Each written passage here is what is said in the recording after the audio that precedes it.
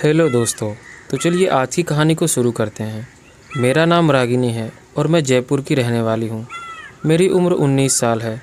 मैं अभी कॉलेज में बायोलॉजी की स्टूडेंट हूँ। मेरे घर में सिर्फ 2 सदस्य हैं, मैं और मेरी माँ। मेरा कद 5 फुट 5 इंच है। मेरा रंग गेहुआ है और हमेशा नाक में नथ पहनती हूँ। अब आप मेरे बारे में जान ही गए होंगे, तो स्टोरी को शुरू करते हैं। बात उन दिनों की है जब मैंने होश संभाल लिया था। लड़का लड़की के बीच एक रिश्ता वो सब करने का भी होता है, ये मैंने अच्छे से जान लिया था। इसी पर मेरे माँ की गलत आदत सोने पे सुहागा करने का काम कर रही थी। उन्हीं को देखते हुए मैंने 19वें साल में कदम रख लिया था और हज़ारों बार माँ को नए नए लोगों के नीचे आते हुए देख चुकी थी। उनकी रासलीला देखकर अब मेरे भी वो दोनों अकड़ने लगे थे। दिन ऐसे ही गुजर रहे थे। एक दिन मैं और मेरी सहेली, जिसका नाम साक्षी है, हम दोनों कॉलेज की कैंटीन में बैठी हुई थी। तब वह बोली, अरे यार, मेरी सगाई की बात मेरे यार रियाज को पता चल गई है और वो अब मुझे रिश्ता तोड़ने के लिए बोल रहा है। कह रहा है कि अगर रिश्ता रखना है तो मुझे सगाई तोड़नी होगी। तब मैंने कहा, तू फिक्र मत कर, मैं रियाज से बात कर लूँगी, मुझसे एक बार रियाज को मिलवा दे। उसने कहा, मैं कल उसको कॉलेज बुला लेती हूँ। दूसरे दिन साक्षी की तबीयत ख़राब हो गई और वो कॉलेज नहीं आ पाई। उसने मुझे फ़ोन करके बताया कि रियाज कार में आएगा, जिसका नंबर मैं तुम्हें भेज रही हूँ। 1 घंटे बाद उसी नंबर की महंगी कार वहाँ आई और जिसमें से रियाज उतरा और इधर उधर देखने लगा। वह मुझे पहचानता नहीं था तो मैं उसको दूर से ही देखने लगी। उसको देखते ही मेरी नीयत फिसल गई। मैं सोचने लगी कि साक्षी की तो शादी के बाद मिल ही जाएगा, क्यों ना अपने उसके लिए एक अमीर लड़का पटा लूँ। फिर मैं रियाज के पास गई और बोली, हेलो रियाज, मैं साक्षी की दोस्त रागिनी हूँ, मैंने ही आपको बुलाया है। उसने कहा, जी हाँ बोलिए, क्या कहना चाहती हैं आप। मैंने कहा, आप साक्षी से रिश्ता तोड़ना क्यों चाहते हैं।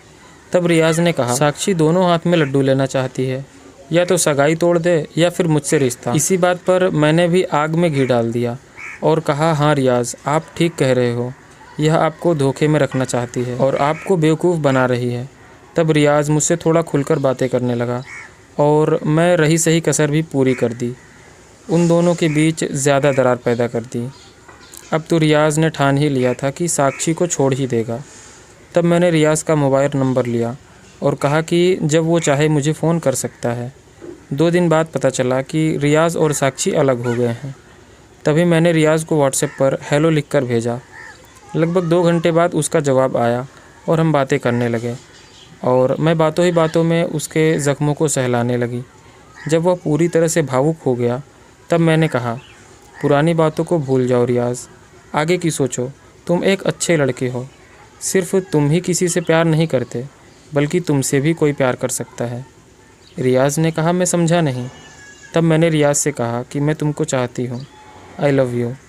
वह हक्का बक्का रह गया और उसने दूसरे दिन ही मुझसे मिलने को कहा। बस फिर क्या था, दूसरे दिन मैं रियाज से मिलने चली गई।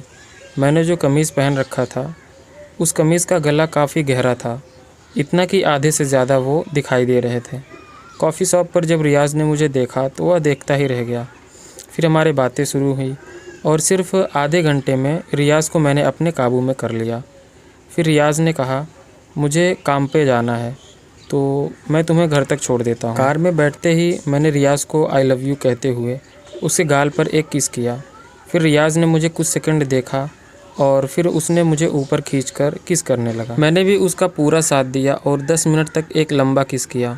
फिर उसने मुझसे कहा कि आज मुझे ज़रूरी काम है, कल मुझे तुम अपने घर के नुक्कड़ पर मिलना, हम दोनों एक नए घर पे चलेंगे घूमने। उसके बाद उसने मुझे घर पर छोड़ दिया। अब रात को मैं बस यही सोच रही थी कि कल मेरी उसको एक वो मिल जाएगा। यही सोचते सोचते मैं सो गई। दूसरे दिन सुबह मैं अच्छे से तैयार हुई और 11 बजे रियाज का कॉल आया, मैं नुक्कड़ पर खड़ा हूँ, तुम जल्दी से आ जाओ। मैं जल्दी से नुक्कड़ पर पहुँच गई और झट से उसकी कार में बैठ गई। कार में बैठते ही रियाज ने मुझे अपने पास बैठने को कहा तो मैंने एक पैर कार के गियर के दूसरी तरफ डाल दिया और रियाज से जाकर चिपक कर बैठ गई। तभी रियाज ने मेरे उस पर एक ज़ोरदार किस जड़ दिया और हम रवाना हो गए।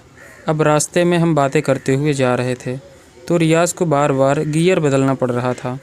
अब चूँकि गियर मेरे दोनों पैरों के बीच में था तो रियाज गियर बदलने के बहाने कभी कभी मेरे पैरों को भी सहला देता था।